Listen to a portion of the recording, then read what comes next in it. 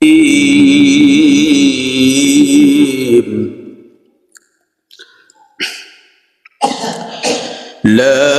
تفتح لهم أبواب السماء ولا يدخلون الجنة حتى يلج الجمل في سم الخياط.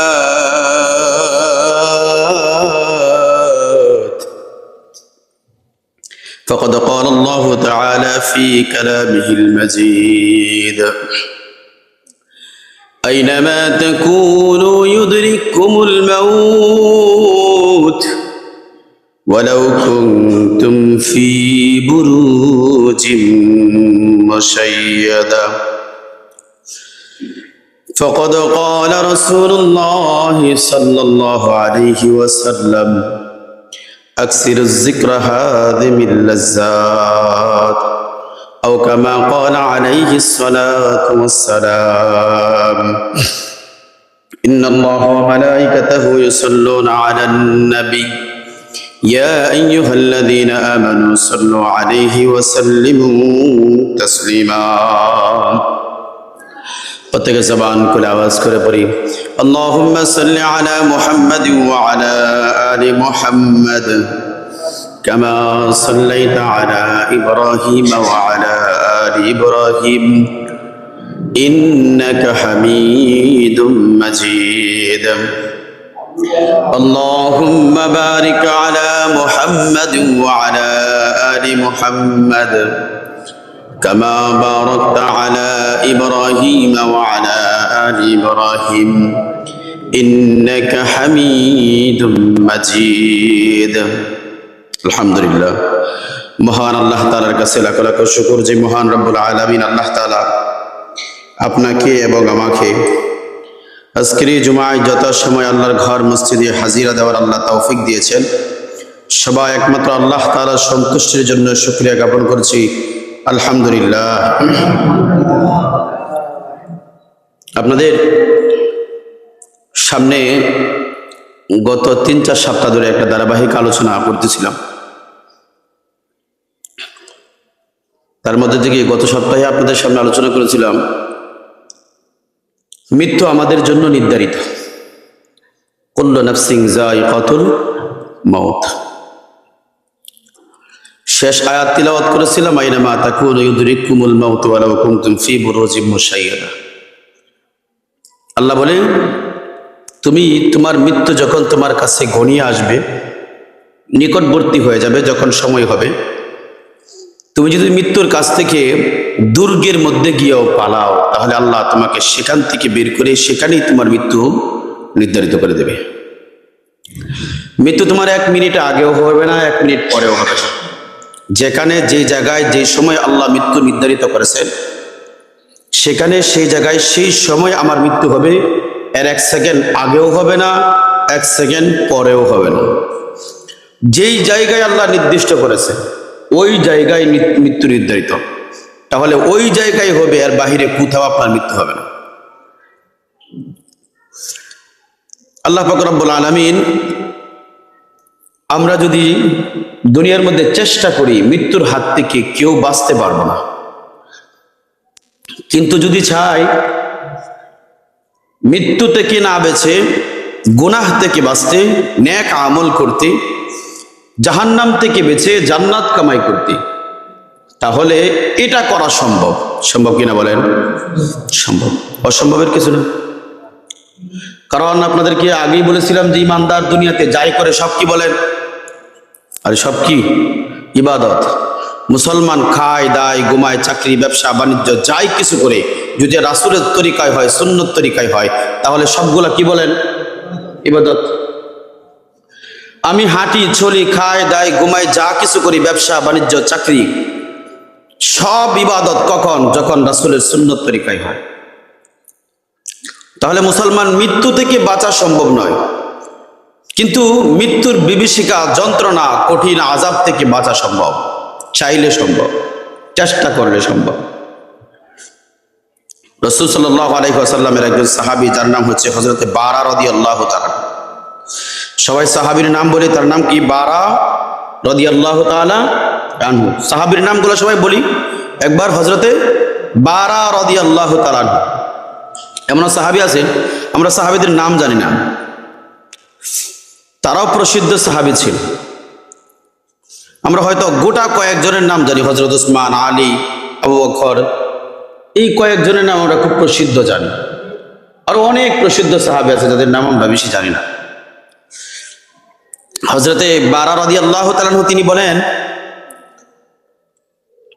মৃত্যু মানুষের জন্য খুব সহজ বিষয় নয়, খুব কঠিন যন্ত্রণাদায়ক বিষয়। কারো জন্য কল্যাণ আর কারো জন্য মৃত্যুটাও অকল্যাণ। হযরতে বারা রাদিয়াল্লাহু তাআলা আনহু তিনি বলেন, মৃত্যুকে এত সহজ মনে করার কিছু নেই। যদি ইমানদার মুত্তাকি বান্দা হয়ে থাকে, ইমানদার মুত্তাকি বান্দা হয়ে থাকে, তার মৃত্যুর হালত এক। আর যদি বেঈমান হয়ে থাকে, নাফরমান হয়ে থাকে, মালিকের শুকর গুজার বান্দা না হয়, সন্তুষ্টি অর্জন না করতে পারে, ওই বান্দার মৃত্যু ভিন্ন। মৃত্যু সবার এক না। হযরতে বারা রাদিয়াল্লাহু তাআলা আনহু তিনি বলেন, আল্লাহ রাসূল সাল্লাল্লাহু আলাইহি ওয়াসাল্লাম একজন আনসার সাহাবীর জানাজার মধ্যে সকল সাহাবাদেরকে নিয়ে হাজির হলেন। আল্লাহ রাসূল গিয়ে দেখেন যে এখনো কবর খনন করা হচ্ছে, তার কবরের কাজ এখনো শেষ হয় নাই। হযরতে বারা রাদিয়াল্লাহু তাআলা আনহু তিনি বলেন, তিনি যখন কবরের পাশে গেলেন, মাথার কাছে বসলেন, হাতের মধ্যে যে লাঠি ছিল, লাঠি দিয়ে মাথা বরাবর একটা ঘা দিলেন। দেওয়ার পর তিনি বসে বসে সাহাবায়ে কেরামকে বললেন, আমার সাহাবারা, মৃত্যু দুনিয়ার মধ্যে এত সহজ নয়, মৃত্যু দুনিয়ার মধ্যে এত সহজ নয়। কেননা দুনিয়ার মধ্যে মৃত্যু যদি সহজেই হইতো তাহলে মানুষের আর কষ্ট হইতো না, মানুষের কোনো চিন্তা থাকতো না। আল্লাহ রাসূল সাল্লাল্লাহু আলাইহি ওয়াসাল্লাম বলেন, ও আমার সাহাবারা, যে মানুষটা দুনিয়ার থেকে চলে গেছে তার হালত সম্বন্ধে আমাদের জানা নাই, কিন্তু মৃত্যুর বিভীষিকা সম্বন্ধে যদি আমার ধারণা থাকে তাহলে গুনাহ থেকে বেঁচে যাওয়া বড় সহজ হয়ে যাবে। রাসূলুল্লাহ সাল্লাল্লাহু আলাইহি ওয়াসাল্লাম বলেন, ও আমার সাহাবারা, যেই মানুষটা দুনিয়ার থেকে বিদায় হয়ে গেছে সে যদি ইমানদার নেককার হয়ে থাকে তাহলে আল্লাহ তাআলার পক্ষ থেকে তার জন্য একদল ফেরেশতা পাঠানো হয়, যিনি তার জানটা কবজ করবে। ফেরেশতার চেহারা দেখার পরই তার চেহারা দেখে সে আনন্দিত হইয়া যায়। আল্লাহ রাসূল সাল্লাল্লাহু আলাইহি ওয়াসাল্লাম বলেন, মালাকুল যখন কোন নেককার মানুষের কাছে এসে আগমন করে, তখন তার সামনে যখন আসে তার চেহারাটা চন্দ্রের মতন, সূর্যের মতন আলো ঝলমল করতে থাকে, নূরের আলো দ্বারা প্রবাহিত থাকে। এমন একজন সুন্দর চেহারার মানুষ তার মাথার কাছে বসে, বসার পর তাকে একটা কথা বলে, ওরে আল্লাহর গোলাম, দুনিয়ার মধ্যে তোমার মালিক তোমার প্রতি সন্তুষ্ট ছিল, তুমি মালিকের দয়ায় তুমি এখান থেকে বের হইয়া যাও। এবার নেককার বান্দা আশ্চর্য হয় যে আমার দুনিয়ার থেকে চলে যাওয়ার সময় হয়ে গেছে, আমার মালিকের সাথে সাক্ষাতের সময় হয়ে গেছে। বান্দা আশায় থাকে। আল্লাহর নবী বলে, তখন বান্দা কি জান্নাতের খুশবু তার কাছে আনা হয় এবং জান্নাতের সুসংবাদ তার কানের মধ্যে পৌঁছাইয়া দেওয়া হয়।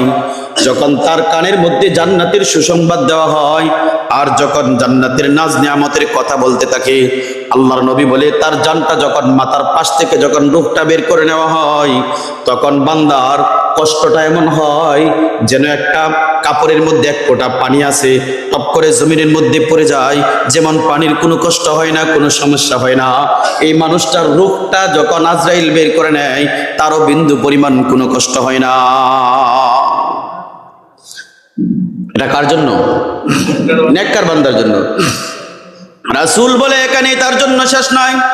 বান্দা যখন নেককার হয় তখন তার রূহটা যখন বের করা হয়, আজরাইলের হাতের মধ্যে যখন দেওয়া হয়, এই রূহটাকে নিয়ে উপরের দিকে যাইতে শুরু করে। যখন উপরের দিকে যায় প্রত্যেক জায়গায় জায়গায় প্রত্যেক আসমানে আসমানে ব্যারিকেড থাকে। প্রথম আসমানে যখন যায়, যাওয়ার পর রূহটা নিয়ে যখন হাজির হয়, ফেরেশতারা বলা বলি করতে থাকে, কে এই আত্মার মালিক, কে এই আত্মার মালিক, যার এখান থেকে সুঘ্রাণ বের হইতেছে, সুঘ্রাণ বের হইতেছে, কে এত সৌভাগ্যবান যে দুনিয়ার মধ্যে থেকে সুঘ্রাণ নিয়ে আল্লাহর দিকে রওনা হয়েছে। এবার প্রথম আসমানে যাওয়ার পর ফেরেশতাদেরকে যখন ডাক দেওয়া হয়, এই রূহটাকে উপরের দিকে নেওয়া হবে, দরজাগুলো খুলে দাও। রাসূলুল্লাহ সাল্লাল্লাহু আলাইহি ওয়াসাল্লাম বলেন, বান্দা বলার সাথে সাথে প্রথম আসমানের দরজাটাকে খুলে দেওয়া হয়। প্রথম আসমান, দ্বিতীয় আসমান, তৃতীয় আসমান, চতুর্থ আসমান, সপ্তম আসমান পাড়ি দিয়ে যখন সপ্তম আসমানে গিয়ে হাজির হয়, আল্লাহ রাব্বুল আলামিন ডাক দিয়ে বলি, এই বান্দার রূহটাকে কবজ করেছো, এইবার নামটাকে তুমি, বান্দার নামটাকে ইল্লিনের মধ্যে লিপিবদ্ধ করে দাও। ইল্লিন এবং সিজ্জিন দুইটা জায়গা লিপিবদ্ধ থাকে। ইল্লিন যে নামক যে জায়গাটা আল্লাহ তাআলা বানাইয়া রাখছে, এটা নেককার ইমানদার মুমিন বান্দার রূহ যখন কবজ করা হয়, তখন আল্লাহ তাআলা আদেশ করেন তার রূহটাকে ইল্লিনের মধ্যে নামটাকে লিখে দাও, আর তার রূহটাকে আবার তার কবরের মধ্যে ফিরাইয়া দাও। এবার ফেরেশতারা তাকে নিয়ে যখন কবরের মধ্যে এসে হাজির হয়, কবরে রাখার পর মালিক তাকে তিনটা প্রশ্ন করবে, তিনটা প্রশ্ন করবে। এক নম্বর প্রশ্ন হলো, দুনিয়ার মধ্যেই আমরা মনে করি দুনিয়ার প্রশ্নের উত্তর আছে, যেরকম কবরের মধ্যেও তিনটা প্রশ্নের উত্তর আছে, কিন্তু দুনিয়ার প্রশ্ন পড়া লেখা করে উত্তর দেওয়া সম্ভব, কিন্তু মালিকের কবরের মধ্যে যে প্রশ্ন করা হবে, এই প্রশ্নের উত্তর কেউ সারাদিন মুখস্থ করলে, যদি জন্মগ্রহণ করেছে যেদিন থেকে নিয়ে মৃত্যু পর্যন্ত সবাই যদি 3 প্রশ্নের উত্তর মুখস্থ করে, তারপরেও কেউ কবরের মধ্যে প্রশ্নের উত্তর দিতে পারবে না। তাহলে দিতে পারবে কে? এই প্রশ্নটা মনে রাখুন। দ্বিতীয় অধ্যায় বলার পর আপনাদেরকে 2 প্রশ্নের উত্তর একসাথে দেব ইনশাআল্লাহ। রাসূলুল্লাহ সাল্লাল্লাহু আলাইহি ওয়াসাল্লাম বলেন, কবরের মধ্যে যখন প্রশ্ন করা হবে, যে বান্দা নেককার ইমানদার, সে বলবে, যখন প্রশ্ন করবে তোমার রবকে, সে বলবে আমার রব্বুক, তোমার রবকে, যখন সে বলবে রব্বি আল্লাহ, আমার রব হলো আল্লাহ। বান্দা যখন দ্বিতীয় প্রশ্ন করবে তোমার দিন সম্বন্ধে, তোমার ধর্ম কি, সে বলবে দীনুল ইসলাম, আমার দিন হলো ইসলাম। মুহাম্মদুর রাসূলুল্লাহ সাল্লাল্লাহু আলাইহি ওয়াসাল্লামকে দেখানো হবে। দেখানোর পর জিজ্ঞাসা করবে, বলো এই মহাপুরুষ কি? বান্দা যদি রাসূলের আদর্শ মেনে থাকে, রাসূলকে দেখার সাথে সাথে বলবে তিনি হলো নবী মুহাম্মদুর রাসূলুল্লাহ। রাসূলুল্লাহ সাল্লাল্লাহু আলাইহি ওয়াসাল্লাম বলেন, বান্দা যখন 3টা প্রশ্নের উত্তর দিবে, তখন আকাশ থেকে একটা আওয়াজ আসবে, আমার বান্দা দুনিয়ার মধ্যে সত্য বলেছে, আমার বান্দা সত্য বলেছে। ফেরেশতারা অবাক হয়ে তাকিয়ে থাকবে, কে তার পক্ষে সাক্ষী দেয়? যখন ফেরেশতারা তাকাইয়া থাকবে, তখন আমার মালিক আল্লাহ নিজে বলবে, আমি আল্লাহ নিজে তার জন্য সাক্ষী দিলাম, আমার বান্দা 3টা প্রশ্নের উত্তরই সঠিক দিয়েছে। এবার আল্লাহ পাক রব্বুল আলামিন বলবে, তাহলে তার জন্য কবরের মধ্যে শান্তির ব্যবস্থা করো। কিভাবে করবে? আল্লাহ তাআলা বলবে, তাকে জান্নাতি পোশাক পরাইয়া দাও। কবরের মধ্যে জান্নাতি পোশাক পরাইয়া দেওয়া হবে এবং বললে জান্নাতের একটা দরজা খুলে দাও। জান্নাতের দরজা খুলে দেবে। কবরের মধ্যে একটা দরজা থাকবে, যেই কবরের দরজা দিয়ে জান্নাতের হাওয়া আসতে থাকবে, বান্দা ঘুমাইয়া যাবে। এমন ঘুম দিবি দুনিয়ার মধ্যে থেকে এই আরামের ঘুম আর কখনো দুনিয়াতে সে ঘুমায় না। এটা হলো নেককার বান্দার অবস্থা। রাসূলুল্লাহ সাল্লাল্লাহু আলাইহি ওয়াসাল্লাম বলেন, কোন একজন বদকার যখন দুনিয়া থেকে মারা যাওয়ার সময় হয়, তখনও তার কাছে আজরাইল আসে, কিন্তু তার সূরত বড় খারাপ থাকে। তার কাছে যখন হাজির হয়, আল্লাহর নবী বলে তার চেহারাটা বড় বিশ্রী এবং কালো থাকে। এবার যখন তার রূহটাকে কবজ করা হয়, রূহটা বের করার পর রাসূলুল্লাহ সাল্লাল্লাহু আলাইহি ওয়াসাল্লাম বলে, এই রূহটার থেকে দুর্গন্ধ বের হইতে থাকে, লাশটার থেকে দুর্গন্ধ বের হইতে থাকে। ফেরেশতারা বলে, কি এমন দুর্গন্ধওয়ালা মানুষ? রাসূলুল্লাহ সাল্লাল্লাহু আলাইহি ওয়াসাল্লাম বলেন, এবার ফেরেশতারা এই রূহটাকে উপরের দিকে যখন নিয়ে যাওয়া হয়, প্রথম আসমানে যাওয়ার পর ফেরেশতারা নাক ছিটকাইতে থাকে, কি ও কি কাকে নিয়ে আসলো যার দুর্গন্ধে এখানে থাকা সম্ভব হচ্ছে না। ফেরেশতারা আসমানে ওঠার জন্য চেষ্টা করবে। আল্লাহর নবী বলে লা তুফাত্তাহু লাহুম আবওয়াবুস সামাই ওয়া লা ইয়াদখুলুনাল জান্নাহ। আল্লাহর নবী বলে এই রূহটাকে যখন আসমানের দিকে উঠাইয়া নিয়ে যাইতে চাইবে তখন ফেরেশতারা বলবে না না, আসমানের দরজা তার জন্য খোলা হবে না, আসমানের দরজা খোলা হবে না। আল্লাহর নবী বলে তার রূহটাকে জমিনের মধ্যে নিক্ষেপ করা হবে এবং এই রূহটাকে আবার যখন তার কবরের মধ্যে ফিরাইয়া দিবে আর ফেরেশতারা বিভিন্ন রকমের বাজে মন্তব্য করতে থাকবে, কে সে দুনিয়ার থেকে আসলো, তার শরীরের মধ্যে এত দুর্গন্ধ কেন? তখন বলবে সে দুনিয়ার মধ্যে মালিকের নাফরমানি করত। এবার রূহটাকে যখন তার মধ্যে কবরের মধ্যে যখন ফিরাইয়ে দেওয়া হবে তাকেও তিনটা প্রশ্ন করা হবে, তোমার রবকে, তোমার দিন কি? নবী মুহাম্মদুর রাসূলুল্লাহকে দেখাইয়া জিজ্ঞাসা করা হবে মহানবীকে, মহামানব কি? সে তিনটা প্রশ্নের কোনো প্রশ্নেরই উত্তর দিতে পারবে না। আল্লাহ তাআলা সেদিন একটা গায়বী আওয়াজ আসবে, এই বান্দা হলো নাফরমান, দুনিয়ার মধ্যে আমি মালিকের গোলামি করে না। এ হলো দুনিয়ার মধ্যে মিথ্যুক। মিথ্যুক বলে যখন আল্লাহ তাআলা সম্বোধন করবে, ফেরেশতারা আল্লাহর কথা মানবে, তাকে আযাবের মধ্যে নিক্ষেপ করা হবে। তার কবরের মধ্যে জাহান্নামের একটা দরজা খুলে দেওয়া হবে, জাহান্নামের আযাব আসতে থাকবে, তাকে পোড়াইতে থাকবে, আগুনে পোড়াইতে থাকবে। দুনিয়ার মানুষ আমরা হয়তো কবরের মধ্যে আযাব দেখি না, কবরের আযাব সত্য, এতে কোনো সন্দেহ নাই। মালিক আল্লাহ আযাবের ব্যবস্থা করে রাখছে। এই কবরের মধ্যে যখন জাহান্নামীকে রাখা হবে, রাখার পর আল্লাহ তাআলা জাহান্নামের দরজা খুলে দেবে। এবার বান্দার কবরের মধ্যে ধাউ ধাউ করে আগুন জ্বলতে থাকবে। অনেক বড় বড় দুনিয়ার মধ্যে এমন কোনো মানুষ নাই যেই মানুষ এই কবরের আযাব নিবাইতে পারে বা এই কবরের আযাব থেকে মানুষকে বাঁচাইতে পারে। এমন বলা হয়েছে যে বান্দাকে যখন কবরের মধ্যে রাখা হয়, রাখার পর কোনো বান্দা যদি নেককার হয় তাহলে তার কবরটাকে আল্লাহ তাআলা প্রশস্ত করে দেন, আর বান্দা যদি বদকার হয় কবরটাকে সংকীর্ণ করে দেন। কেমন সংকীর্ণ করে দেন? মুফাসসিরিনে কেরাম লেখেন, বান্দাকে যখন দুই পাশ থেকে মাটি চাপ দেয়, পাঁজরের হাড্ডিগুলা একটা আরেকটার ভিতরে ঢুকে যায়, বান্দা চিৎকার করতে থাকবে। সেদিন বান্দার চিৎকার দুনিয়ার কোনো মানুষ শুনবে না। অনেক কিছু দেখবেন দুনিয়ার মধ্যে, একটা জিনিস বোঝার জন্য বলি, কবরস্থানে যখন আযাব হয় দুনিয়ার মানুষ যদি না বুঝে, অনেক সময় প্রাণীরা দেখবেন বুঝে, এই কবরের পাশে প্রাণী যাইতে চায় না। ওরে দোস্ত, কবরের মধ্যে যখন জাহান্নামীকে রাখা হবে, মাটি চাপ দিবে, দেওয়ার পর দুই পাঁজরের হাড্ডিগুলা ভেঙে চুরমার, কবরের মধ্যে ধাউ ধাউ করে আগুন জ্বলবে। আল্লাহ তাআলা একজন ফেরেশতা নিযুক্ত করবেন, যিনি সর্ব অবস্থায় তাকে মারতে থাকবে, মারতে থাকবে।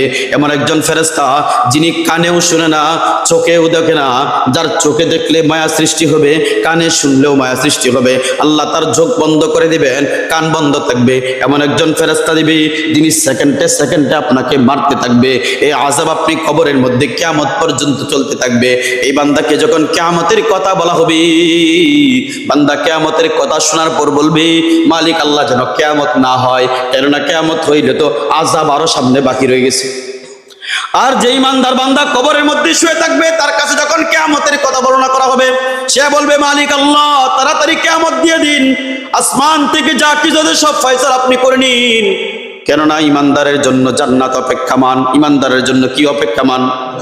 জান্নাত অপেক্ষমান, জান্নাতের হুরগেলমান অপেক্ষমান। জান্নাতের মধ্যে শুধু শান্তি আর শান্তি, অশান্তি বলতে কোনো শব্দ থাকবে না, খারাপ বলতে কোনো শব্দ থাকবে না, দুঃখ বলতে কোনো শব্দ থাকবে না, অসুখ বালাই বলতে কোনো শব্দ থাকবে না, মৃত্যু বলতে কোনো শব্দ থাকবে না।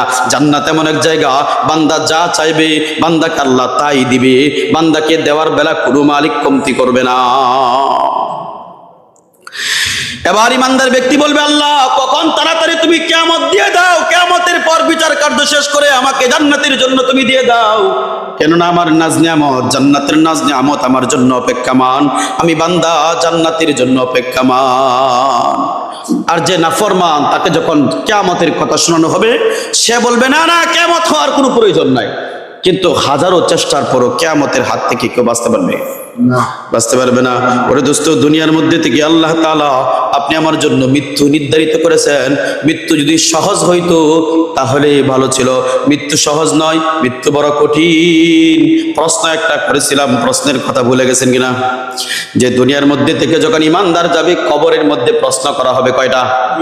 সবাই বলে কয়টা? 1 নাম্বার, দুনিয়ার মধ্যে তোমার রব কি? 2 নাম্বার, তোমার দিন কি? 3 নাম্বার, নবী মুহাম্মদুর রাসূলুল্লাহকে দেখাইয়া জিজ্ঞাসা করা হবে ওই ব্যক্তি কে? এই 3 প্রশ্নের উত্তর কে দিবে? কে দিবে? কে দিতে পারবে? কে দিতে পারবে না? সহজে বোঝার জন্য দুনিয়ার একটা উদাহরণ দরকার। আমাদের দেশে স্কুল আছে, কলেজ আছে, ভার্সিটি আছে, মাদ্রাসা আছে, সবগুলাতেই পরীক্ষার সিস্টেম আছে। করা আছে কিনা? আরে আছে কিনা? পরীক্ষার হলের মধ্যে প্রশ্ন দেয় কিনা? প্রশ্নের মধ্যে উত্তর লেখা থাকে কিনা? আরে কথা বলো না, প্রশ্নের মধ্যে উত্তর লেখা থাকে না? প্রশ্ন লেখা থাকে, প্রশ্ন লেখা থাকে। কি কি প্রশ্ন আসে, যে কি কি করবে, কি করবে? কত 1900 বাংলাদেশ কখন স্বাধীন হয়েছিল, শেখ মুজিবুর কখন মৃত্যুবরণ করেছিল, কখন দুনিয়াতে জন্মাইছিল, এগুলো হচ্ছে আমার দেশের প্রশ্ন। এদেশের মধ্যে মোবাইল কখন আবিষ্কার হইলো, মোবাইলের সফটওয়্যার কে বানাইলো, সফটওয়্যার মাথা কে বানাইছে, কখন আবিষ্কার হয়েছে, আমাদের দেশের বই পুস্তকের মধ্যে এগুলার বাহিরে আর কিছু পাওয়া যায় না। গাদা কোথাকার। এদেশের সন্তানগুলা গাদা হবে না তো কি হবে? এদেশের সন্তানগুলা গাদা হবে না কি হবে? জাপান, ইউরোপ, আমেরিকার দিকে আপনি তাকান, তারা কেমনে মোবাইল আবিষ্কার করবে, যন্ত্র কেমনে তৈরি করবে, পাস কেমনে বানাবে, সফটওয়্যার কেমনে বানাবে, এগুলা তাদের বইয়ের মধ্যে শেখানো হয়। আমাদের বইয়ের মধ্যে শেখানো হয় মোবাইল কখন আবিষ্কার হয়েছে। এই বাংলাদেশের যত ইঞ্জিনিয়ার আছে সবাই শিখলো মোবাইল কখন আবিষ্কার হয়েছে। এতে লাভটা কি হয়েছে বলেন আমাকে বলেন?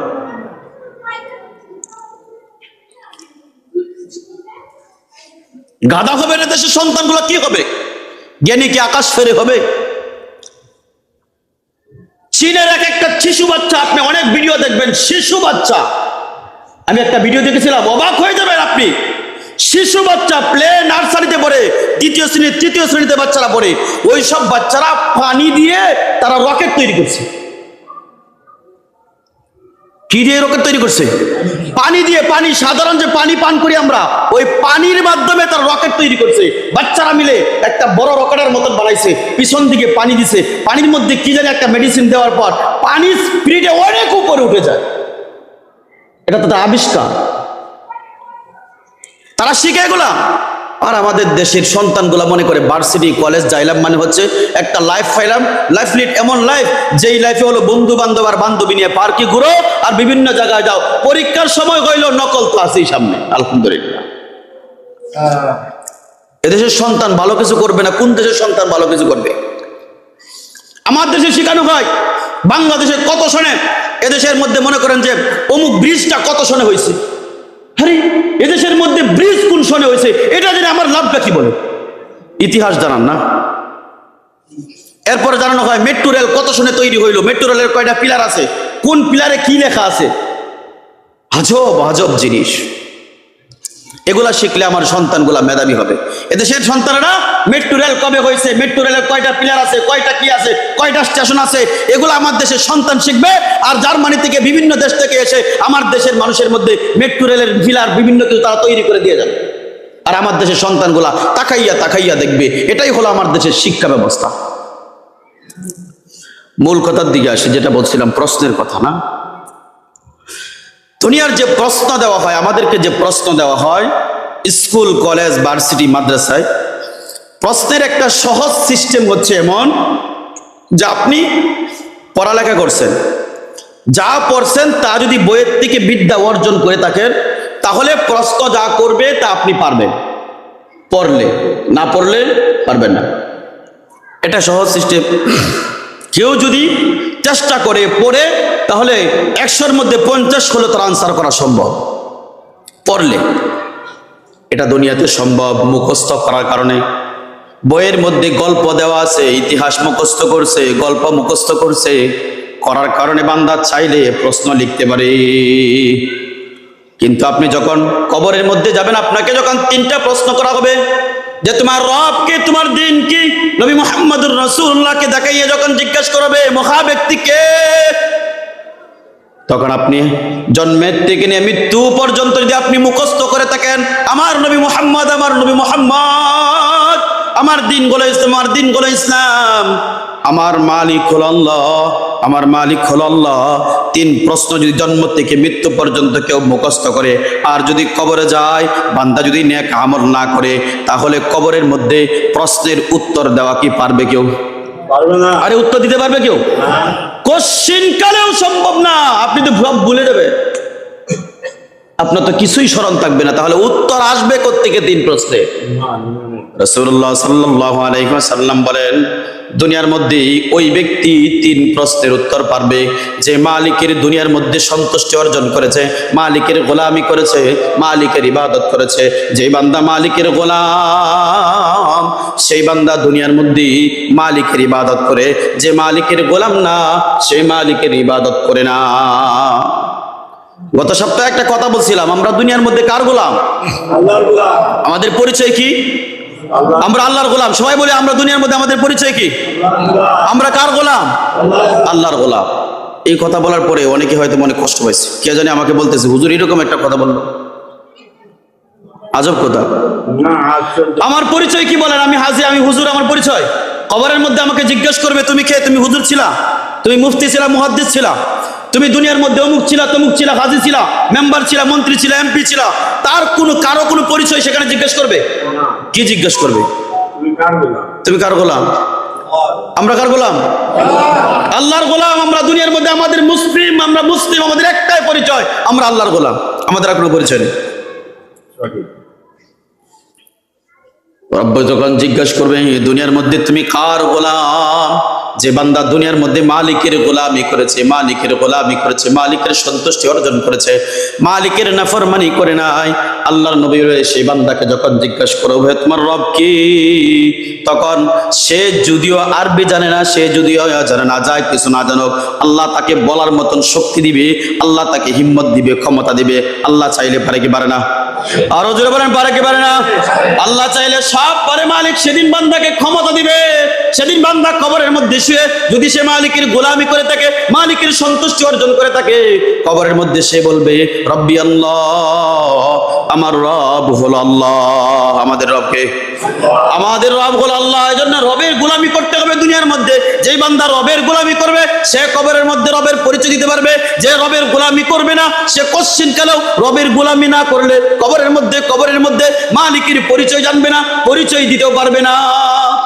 এই জন্য দুনিয়ার মধ্যে তোমার রবকে প্রশ্নের উত্তর দেওয়ার জন্য আপনি 1000 বার যদি মুখস্থ করেন যে আমার রব আল্লাহ, আমার রব আল্লাহ, দুনিয়ার থেকে শুরু থেকে নিয়ে কিয়ামত পর্যন্ত যদি মুখস্থ করেন, আর কবরে যাওয়ার পর যদি আপনি কবরের আগে দুনিয়ার জিন্দেগিতে ইবাদত না করে থাকেন, মালিকের সন্তুষ্টি অর্জন না করে থাকেন, ইবাদত না করে থাকেন, কোশ্চিন কালেও আপনি মালিক যে আপনার রব যে আল্লাহ, এই কথা আপনি বলতে পারবেন না। বলার জন্য মাধ্যম কি?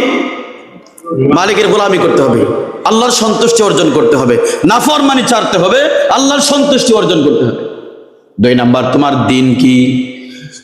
আমরা দুনিয়ার মধ্যে দিন ততটুক মানে কতটুক যতটুক আমার দুনিয়ার মধ্যে ফ্লেভারে হয়। ফ্লেভার মানে আমার বুঝে, আমার সন্তুষ্টি, আমার অবস্থানের সাথে। দিন মানে ইন্নাদ দীনা ইনদাল্লাহিল ইসলাম। দিন কমপ্লিট না আরো কিছু নতুন কিছুর প্রয়োজন আছে? আওয়াজ দিয়ে বলেন, কমপ্লিট না আরো কিছুর প্রয়োজন আছে? আল্লাহ বলে ইন্নাদ দীনা ইনদাল্লাহিল ইসলাম। আল্লাহর কাছে সবচেয়ে প্রিয় ধর্মের নাম হলো ইসলাম। সেই ধর্ম আল্লাহ বলে আমি দুনিয়ার মধ্যে যখন পাঠাইছি, দিন ধর্ম যখন দিয়েছি, ধর্মের যা প্রয়োজন সকল বিষয় আমি আল্লাহ এভরিথিং সব কমপ্লিট করে দিয়েছি। ইসলামের মধ্যে নতুন কিছু সংযোজনের প্রয়োজন নাই, মাইনাস করার প্রয়োজন নাই, যুক্ত করার প্রয়োজন নাই। যদি কমপ্লিট ইসলাম হয়ে থাকলে, তাহলে এখন যদি বলি যে সমাজের মধ্যে সুদখোর, দুনিয়ার মধ্যে সুদখোর, তাহলে আপনার গায়ে যদি লাগে তাহলে বোঝা যাবে আপনার মধ্যে সমস্যা আছে। যদি কোনো ঘুষখোর নেতার বিরুদ্ধে কথা বলার পরে আপনি যদি বলেন আপনার গায়ে লাগে, তাহলে আপনার মধ্যে সমস্যা আছে। আমি খারাপ মানুষের বিরুদ্ধে কথা বললে, সুদখোর, ঘুষখোর, জুয়াখোর, নারীখোর, মদখোরের বিরুদ্ধে কথা বললে যদি আপনার গায়ে লাগে, মনে হবে আপনার মধ্যে সমস্যা আছে। কথা বোঝা আসছে কিনা? সমস্যা কার মধ্যে? আপনার মধ্যে। অথচ ইসলাম কি করে দুনিয়ার মধ্যে রাজনীতি করবে, তাও ইসলামে আছে। আমার রাসূল রাজনীতি করেছে। দুনিয়ার মধ্যে সমাজ কি করে চালাবে, আমার রাসূল সমাজ চালাইছে। সাহাবায়ে কেরাম চালাইছে, তাবে তাবেঈন চালাইছে। আর আপনি বলবেন সমাজের মধ্যে থেকে যখন কোন হুজুর যখন ইসলামের কথা বলে, রাজনীতির কথা বলে, তখন বলবেন হুজুর রাজাকার। আমি ওই দিন কিছুদিন আগে হয়তো একটা বিষয়ে, রাজনীতির বিষয়ে কথা বলছিলাম, একটা বিষয় আমাকে বলতেছে আমি কি জানি জামাত করি। আজব এক কষ্ট। আমি আপনাদের সামনে আজও বলছি, কালো বলছি, আগেও বলছি, এখনো বলি, আমি কোন রাজনীতির সাথে সম্পৃক্ত না। মিথ্যা বলা বন্ধ করুন, মিথ্যা বলা বন্ধ করুন। কারো বিরুদ্ধে প্রমাণ ছাড়া কাউকে কোনো কথা বলা মিথ্যার আলামত। আপনি মৃত্যু খাওয়ার জন্য এটাই যথেষ্ট। ভাই দোস্ত বুজুর্গ, যেটা বলছিলাম, দুনিয়ার মধ্যে থেকে মানুষ যখন যাবে দ্বীনিয়াল ইসলাম, ইসলামের যত বিধিবিধান আছে, ইসলামের যত বিধিবিধান আছে, এগুলো যদি সে স্বয়ং সম্পূর্ণ মানে, তাহলে যখন যখন কবরে প্রশ্ন করা হবে তোমার দিন কি, তখন সে বলবে দ্বীনিয়াল ইসলাম, আমার দিন ছিল ইসলাম। 3 নাম্বার কথা, শেষ কথা, যখন নবী মুহাম্মদুর রাসূলুল্লাহকে দেখাবে যে বান্দা নেককার ইমানদার রাসূলের আদর্শ মতো চলেছে। আমি বলেছিলাম আপনাদেরকে, দুনিয়ার মধ্যে আমার রাসূলের আদর্শ নাই এমন কোন জায়গা আছে? একটা জায়গা দেখান, আছে কোনো জায়গা? এমন কোনো জায়গা নাই। আপনার সংসার থেকে নিয়ে পার্লামেন্ট পর্যন্ত, পার্লামেন্ট থেকে নিয়ে একবার দুনিয়ার সমাজের একজন নিম্ন শ্রেণী মানুষ পর্যন্ত, সে কি করবে, কিভাবে করবে, কিভাবে খাবে, কিভাবে ঘুমাবে, কিভাবে চলবে, কিভাবে হাঁটবে, কিভাবে কথা বলবে, কার সাথে কেমন ব্যবহার করবে, সে পরিবারের সাথে কেমন ব্যবহার করবে, বাহিরে কেমন ব্যবহার করবে, মানুষের সাথে কথা বলবে কেমনে, ছোট বাচ্চার সাথে কেমনে কথা বলবে, মুরব্বী একজন লোকের সাথে কেমনে কথা বলবে, সকল জায়গার মধ্যে আমার রাসূলের আদর্শ আছে কিনা? নাই। সব জায়গার মধ্যে আমার রাসূলের আদর্শ। আপনি মানেন না, এটা আপনার ব্যর্থতা। আপনি আমি মানি না, এটা আমার ব্যর্থতা। কিন্তু নাই বলা যাবে না, রাসূলের কোন আদর্শ প্রত্যেক জায়গায় নাই, এই কথা বলার কোনো সুযোগ নাই। সব জায়গায় আমার রাসূলের আদর্শ আছে, কিন্তু আপনি আমি মানি না, এটা আমার ব্যর্থতা। এটার জন্য মালিকের কাছে হয়তো ক্ষমা চাই, বারবার ক্ষমা চাই, বারবার ক্ষমা চাই, আল্লাহ মাফ করে দেবে। আমরা দুনিয়ার মধ্যে কেউ স্বয়ং সম্পূর্ণ না, দুনিয়ার কোন মানুষই স্বয়ং সম্পূর্ণ না। আর দুনিয়ার কোন মানুষ এই কথা বলতে পারবে না আমি গুনাহ করি নাই, আমার কোনো গুনাহ নাই, এই কথা বলার কোনো সুযোগ নাই। সবার জীবনে গুনাহ, এমন গুনাহ আমাদের জীবনে হয় যেগুলো আমরা জানি না, অজান্তে গুনাহ হয়। আমরা এমন এক সমাজে বসবাস করি, হাঁটতে গেলেও গুনাহ হয়, রাস্তায় বের হন গুনাহ হচ্ছে, অজান্তে চোখের সামনে এমন কিছু গুনাহ হাজির হয় যেগুলো আপনি আমি চাই না করার জন্য, কিন্তু হাজির হয়ে যায়, করতে বাধ্য। রাস্তায় চলেন, গাড়িতে চলতেছেন, আপনি এমন এক গাড়িতে উঠছেন যেখানে আপনি হুজুর ছাড়া আর কেউ নাই, বাকি সব হচ্ছে 8% লোক, সবাই গান শুনবে, আপনার কথা কেউ শুনবে না, আপনি এখানে গান শুনতে বাধ্য। আমাদের সমাজ পরিস্থিতি অবস্থা এমন হয়ে গেছে, গুনাহ থেকে চাইলেই বাঁচা সম্ভব না। এর মধ্যে থেকে আমাকে নিজেকে হেফাজত করতে হবে, এর মধ্যে থেকে আমাকে আল্লাহর প্রিয় বান্দা বানাইতে হবে, এর মধ্যে থেকে আমার গুনাহ ক্ষমা করাতে হবে। রাসূলুল্লাহ সাল্লাল্লাহু আলাইহি ওয়াসাল্লাম বলেন, আল্লাহর কাছে সবচেয়ে প্রিয় বান্দা কে জানো? আল্লাহর কাছে সবচেয়ে প্রিয় বান্দাকে জানো? যে প্রতিদিন গুনাহ করে, প্রতিদিন ক্ষমা চায়, প্রতিদিন ক্ষমা চায়, প্রতিদিন ক্ষমা চায়, সে ক্ষমা চাইতে কখনো দ্বিধাদ্বন্দ্ব করে না। যে বান্দা মালিকের কাছে সবসময় কান্নাকাটি করে, আল্লাহ বলে আমার কাছে এই বান্দারাই সবচেয়ে প্রিয়। আর আমরা মনে করি গুনাহ করছি, আর তওবা, আমার জীবনে কি গুনাহ আছে? আমাদের জীবনে অজান্তে গুনাহ হয়ে যায়, বারবার তওবা করা। রাসূলের আদর্শ, রাসূল দুনিয়ার মধ্যে বেশি বেশি করে আল্লাহর কাছে কান্নাকাটি করতেন, তওবা করতেন, গুনাহ থেকে পানা চাইতেন, জাহান্নাম থেকে পানা চাইতেন, মৃত্যুর কঠিন যন্ত্রণা থেকে পানা চাইতেন, কবরের কথা তিনি বেশি বেশি স্মরণ করতেন। যার জীবনে কোনো গুনাহ ছিল না, তিনি বারবার মালিকের কাছে ক্ষমা চাইতেন, বারবার মালিকের কাছে তওবা করতেন, বারবার মৃত্যুর কথা তিনি স্মরণ করতেন। আমরা জীবনে গুনার কোনো অভাব নাই, আমরা বারবার গুনাহ থেকে তওবা করি না, কেননা মালিক তো বলেই দিয়েছে, কুল ইয়া ইবাদিয়াল্লাযীনা আসরাফু আলা আনফুসিহিম লা তাকনাতু মির রাহমাতিল্লাহ। এই বান্দা, দুনিয়ার মধ্যে তুমি যাই কিছু করো না কেন, রাহমাতিল্লাহ, তুমি আমি আল্লাহর রহমত থেকে নৈরাশ হয়ে যাও না, এই কথা চিন্তা করিও না। তুমি একবার গুনাহ করছো, আবার গুনাহ করছো, আবার তুমি ক্ষমা চাইছো, আবার গুনাহ করছো, এই কথা চিন্তা করিও না পরের বার আল্লাহ আমাকে ক্ষমা করবে না, কারণ আমি আল্লাহ দয়ার সাগর, আমি আল্লাহ দয়ার সাগর, রহমাতিল্লাহ, আমি আল্লাহর রহমত থেকে তোমরা সরে যাও না, এই কথা চিন্তাই করিও না। বারবার গুনাহ করছো, বারবার মালিকের কাছে তওবা করো। 3 নাম্বার কথা যখন বলবে, নবী মুহাম্মদুর রাসূলুল্লাহকে দেখাইয়া যে মহাপুরুষকে, যেই বান্দা দুনিয়ার মধ্যে রাসূলের সুন্নত তরিকায় জীবন পরিচালনা করেছে, ব্যবসা করেছে রাসূলের সুন্নত তরিকায়, বান্দা দুনিয়ার মধ্যে সংসার চালাইছে রাসূলের সুন্নত তরিকায়, বান্দা দুনিয়ার মধ্যে চাকরি করছে রাসূলের সুন্নত তরিকায়, রাস্তা দিয়ে হাঁটছে রাসূলের সুন্নত তরিকায়, খাবার খাইছে রাসূলের সুন্নত তরিকায়, সংসার চালাইছে সুন্নত তরিকায়, যেভাবে বান্দা চলাফেরা করছে, হাঁটছে, খাইছে, ঘুমাইছে, সব সুন্নত তরিকায় করছে। এই বান্দা যখন কবরের মধ্যে শুয়ে যাবে, শুয়ে যাওয়ার পর রাসূলুল্লাহ সাল্লাল্লাহু আলাইহি ওয়াসাল্লামকে যখন তার সামনে হাজির করা হবে, সে যখন রাসূলকে দেখবে, আমরা দুনিয়ার মধ্যে কে কয়জন দেখছি? এখন কেউ দেখছি? কেউ দেখে নাই। কিন্তু না দেখার পরেও সেই বান্দা যখন রাসূলের সুন্নত পালন করবে, রাসূলের আদর্শ মতো চলবে, রাসূলকে দেখার পরে সে বলবে তিনি হলেন সেই মহামানব যার কথা আমি কোরআনের মধ্যে পড়েছিলাম, যেই মহামানব যার কথা আমি হাদিসের মধ্যে পড়েছিলাম, যার কথা আমি হাদিসের মধ্যে শুনেছিলাম। কোরআনের মধ্যে যেই নবীর কথা বলা ছিল, সেই কোরআন আমি পাঠ করেছি আর নবীর কথা আমি শুনেছি। নবীর কথা বারবার কোরআনের মধ্যে উল্লেখযোগ্য ছিল, হাদিসের মধ্যে বারবার রাসূলের কথা উল্লেখযোগ্য ছিল। আমি বারবার কোরআন হাদিস থেকে শুনেছি, তার কথা মতোই তো আমি দুনিয়াতে চলেছিলাম। তিনি তো সেই মহামানব যিনি আমার সামনে হাজির হয়েছে, নবী মুহাম্মদুর রাসূলুল্লাহ সাল্লাল্লাহু আলাইহি ওয়াসাল্লাম। তিন কথার তিন প্রশ্নের উত্তর যে দিবে সেই বান্দার জন্যই তো কবরে আরামদায়ক ব্যবস্থা করা হবে। এজন্য কবরের প্রস্তুতি গ্রহণ করুন। কে কতটুকু গ্রহণ করেছেন? এই কবরের মধ্যে তিন প্রশ্নের উত্তর দিবেন। তিন প্রশ্নের উত্তরের দিকে তাকাইয়া দেখেন আপনি কতটুকু কামাই করেছেন। এক নাম্বার প্রশ্ন, তোমার রবকে, রবের গোলামি করলে রবের উত্তর দেওয়া সম্ভব। দুই নাম্বার, দ্বীন ইসলাম, ইসলাম সম্বন্ধে কোনো মানুষ যদি ভালো করে জানে, ইসলাম সম্বন্ধে বুঝে, তার দ্বারাই ইসলাম সম্বন্ধে ইসলামের কথা বলা সম্ভব। তিন নম্বর কথা, নবী মুহাম্মদুর রাসূলুল্লাহর যে আদর্শ মানে, আদর্শ মোতাবেক চলে, সেই বান্দাই ওই কবরের প্রশ্নের উত্তর দিতে পারবে যে রাসূলের আদর্শ দুনিয়াতে মানছে। এই জন্য রাসূলুল্লাহ সাল্লাল্লাহু আলাইহি ওয়াসাল্লামের আদর্শ মোতাবেক দুনিয়াতে জীবনটাকে পরিচালনা করার আল্লাহ তৌফিক দান করো।